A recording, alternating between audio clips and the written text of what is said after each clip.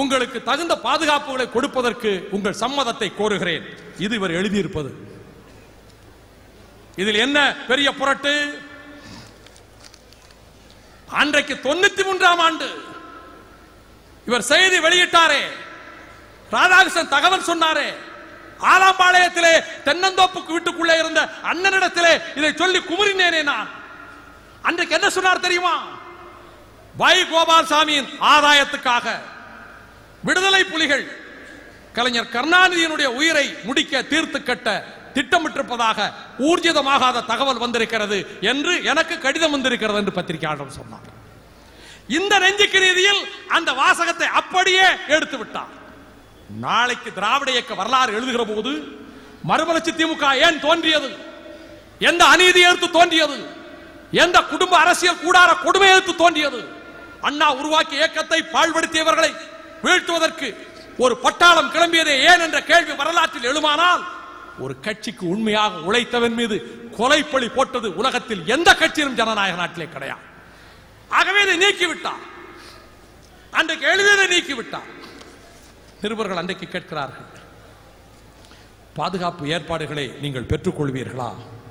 பொதுச் செயலாளர் ஊரில் இல்லை, ஊரிலிருந்து வந்தவுடன் அவரோடு கலந்து ஆலோசித்து முடிவெடுக்கப்படும்.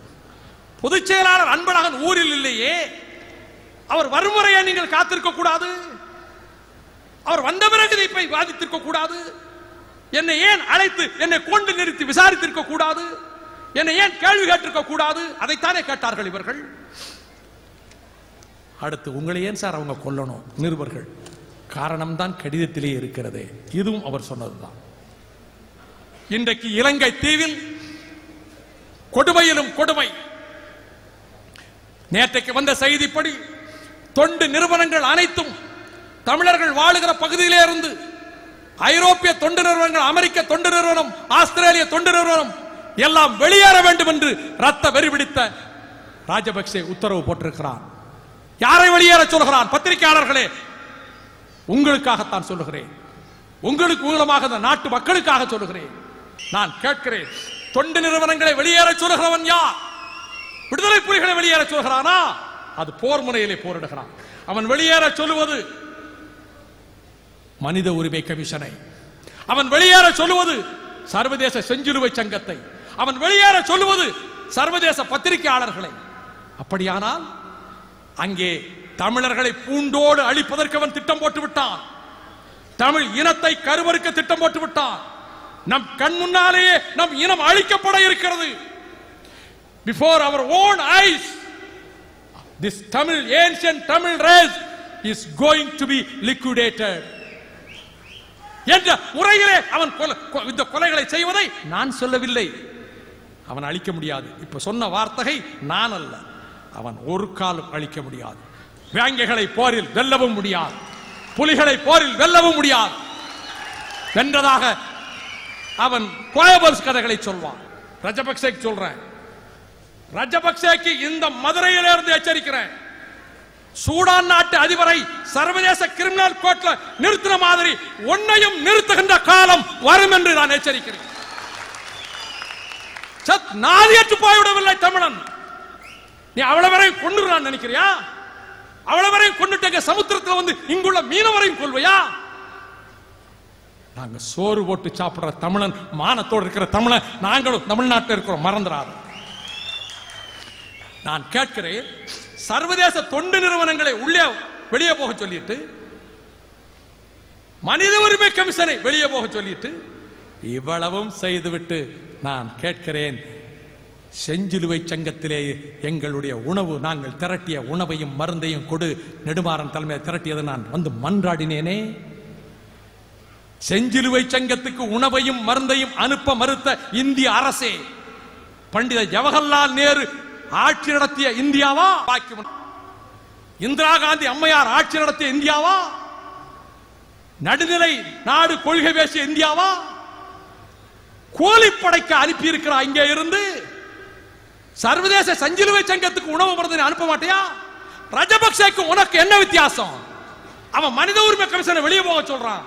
நாங்க திரட்டி கொடுத்த உணவையும் மருந்தையும் செத்துக் கொண்டிருக்கிற எங்கள் சகோதரர்களுக்கு, செத்துக் கொண்டிருக்கிற எங்கள் பிள்ளைகளுக்கு, எங்கள் தாய்மார்களுக்கு, நோயில் மடிந்து கொண்டிருக்கக்கூடிய எங்கள் சகோதர சகோதரிகளுக்கு இந்த மருந்தும் உணவும் சேரட்டும் என்று சொல்லுகிற போது அதை கொடுக்க கூடாது என்று தடுத்த மன்மோகன் சிங் அவர்களை கேட்கிறேன், இதை தடுத்த துரோகி யார்? இந்த யோசனையை சொன்ன கேடுகட்ட கயவன் யார்? அண்ணா அவர்களே, நீங்கள் ஏல் பல்கலைக்கழகத்தினுடைய அந்த மோட்டோ வாசகத்தை உங்கள் மனம் கவர்ந்ததால் சொன்னீர்கள்.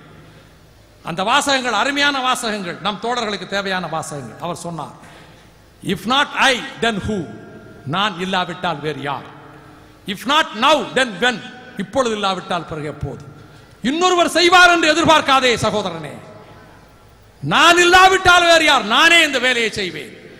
இந்த அக்கிரம அரசை எதிர்த்து, மக்கள் விரோத அரசை எதிர்த்து, மக்கள் விரோத திமுக அரசை எதிர்த்து, ஊரை எடுத்து உலையிலே போடுகிற இந்த அரசை, மைனாரிட்டி அரசை எதிர்த்து,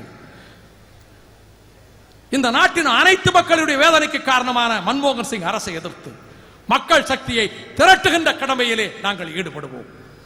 அண்ணா அவர்களே, எங்கள் புயல்களுக்கு வலிமையும் எங்கள் இதயத்துக்கு வலிமையும் தாருங்கள். உங்கள் கொள்கை காட்டு கூட்டமாக இருப்போம். உங்கள் லட்சியங்களை வென்றெடுக்கும் கூட்டமாக இருப்போம். அந்த கனவுகளுக்காகவே நாங்கள் வாழுகிறோம். நாங்கள் கொண்டிருக்கின்ற தோழமை 72ஓடு 93 கரம் கோர்த்திருக்கிறோம். அண்ணா திராவிட முன்னேற்ற கழகத்தோடு மறுமலர்ச்சி திராவிட முன்னேற்ற கழகம் கரம் கோர்த்திருக்கின்றோம். இந்த இனிய தோழமையில் வரப்போகும் தேர்தல் என்று வந்தாலும் ஆளும் அரசுகளை தூக்கி எறிய மக்கள் சக்தியை திரட்டுவோம்.